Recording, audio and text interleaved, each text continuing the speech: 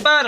For today's video, pupunta nga pala tayo sa Seafront Residences, located sa San Juan, Batangas, para masaksihan ang ganda ng lugar at development project na to. Sinasabi kasi ng marami na perfect ito for retirement and business investment, kaya tara, samahan niyo ako par!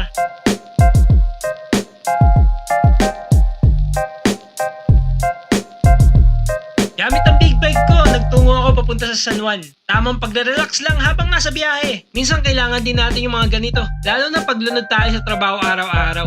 Yung tipong tulog na lang pahinga natin. Kaya ito na yung oras na i-enjoy ko talaga yung sariwang hangin, nature view, at yung makakasalubong ko sa daan. Sa puntong to, nakarating na ako sa Seafront Residences. Sa entrance pa lang, kitang-kita. Loaded ang security ng Seafront. Habang tinatahak ko ang village na ito, masasabi ko agad na number one reason para mag-invest dito ay kagandahan ng lugar. And second, yung ganda ng bahay. 5 stars agad ang rate ko. Tamang-tama talaga ito para for retirement and business purposes.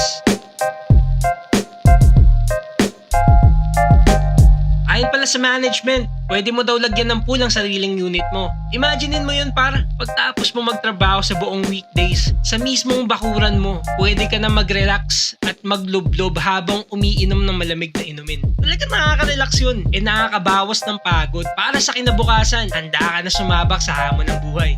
At kung may bisita ka naman, perfect naman ang dagat, lagoon, pool and water activities, lalo na kung medyo marami kayo.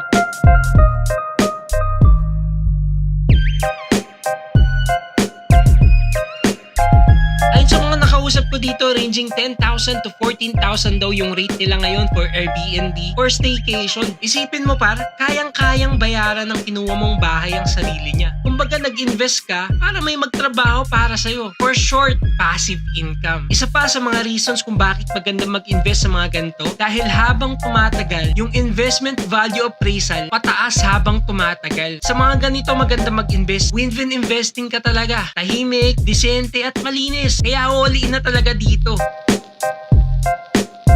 Di natin namamalayan sa panahon natin ngayon. Gusto lang natin yung tahimik na lugar. Sa'yo na nga siguro ito na tumatanda na tayo. Yung tipong yung sounds ng airpot mo dati na naiinis ka kasi nalulumaan ka sa kanta. Yan ikaw na din mismo nagpapatugtog. At dati yung tipong gusto mo na lagi nasa labas ka at kung saan-saan ka napapadpad. Pero ngayon, gusto mo na lang manahimik sa bahay para humiga at maghanap ng mabubudingting. Bilis talaga ng pag-agos ng buhay par.